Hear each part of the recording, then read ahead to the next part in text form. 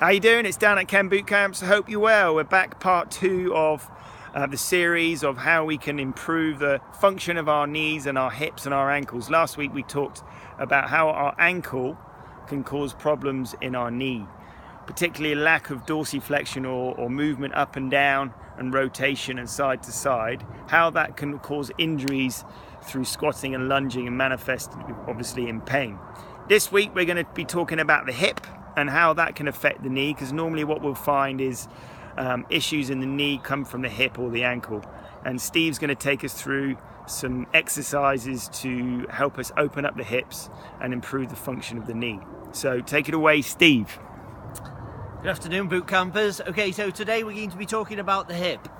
Okay, so carrying on from last week, we were talking about this dorsiflexion. So this ability to push the tibia, which is this bone here, over the top of the ankle. Now what this does at the hip, it does something clever at the hip. It allows the knee to bend, but it allows us to extend the hip. And what this does, it's lengthening out your hip flexor. Okay, and it's allowing extension to come through into that position there. Now this is really important when you land and when you're running and when you're jumping.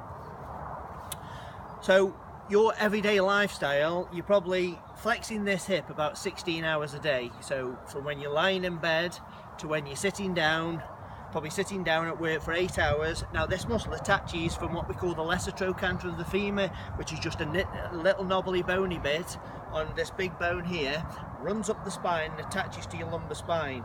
Now as it gets tighter, what tends to happen is we get a rotation forward of the pelvis, and it extends your lower back, so all your lower back becomes tight and all your hip flexors become tight. So what can we do, or what advice can we give you today to unglue this hip and to get more extension through the hip, and how that correlates to knee pain, which we'll go into in a minute. So I'm going to get Dan to come onto the tyre and we're just going to show you a couple of stretches.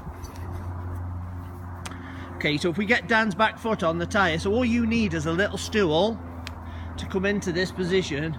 And what we're aiming to do is lengthen out this muscle so we can activate the glutes in the exercises, which we'll show you in a minute.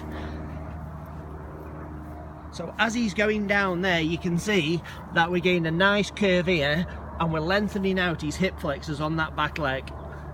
And what we can do from there is we can bring his arm up at the same time, and we can ask him to side bend over that front leg. And what that's doing is we're putting a couple of planes of motion, so we're getting that side bend and we're getting that sagittal plane motion through that hip. Once he's done that, I get him to turn around and face the tyre, and what we can do is we can oscillate the hip flexor.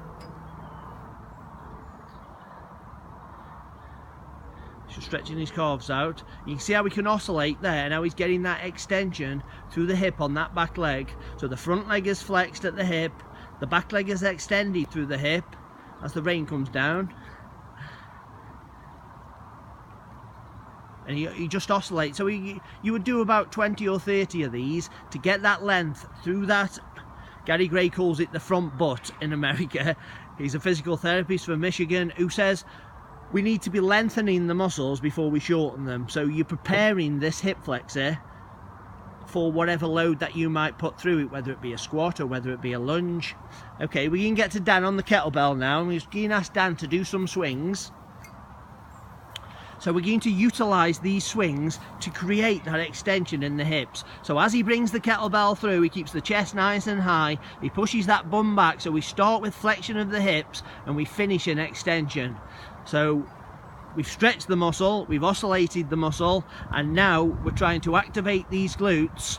So what you got to think about in the joint, as one part of the joint shortens, the other side will be lengthening. And we just ask him to go into a single leg deadlift now. What we're trying to create here is we're trying to create extension of the hip. So as he goes down, we're extending that leg that's off the floor, we're extending the hip.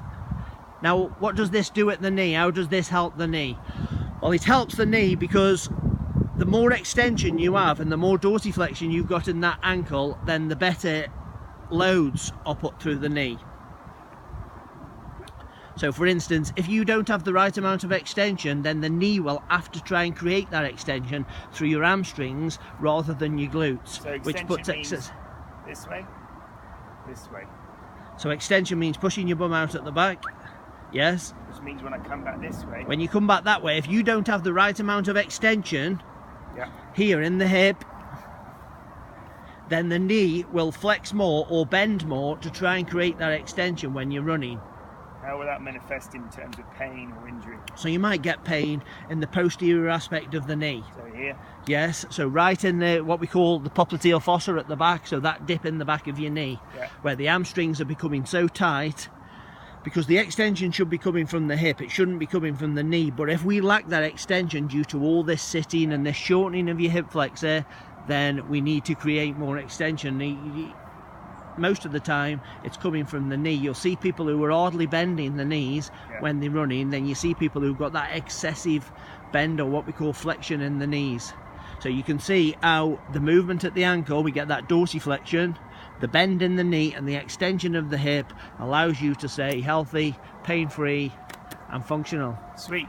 So there we go. Thanks, Steve. We'll be back next week. We'll think about what else we can talk about. Hopefully you find it interesting.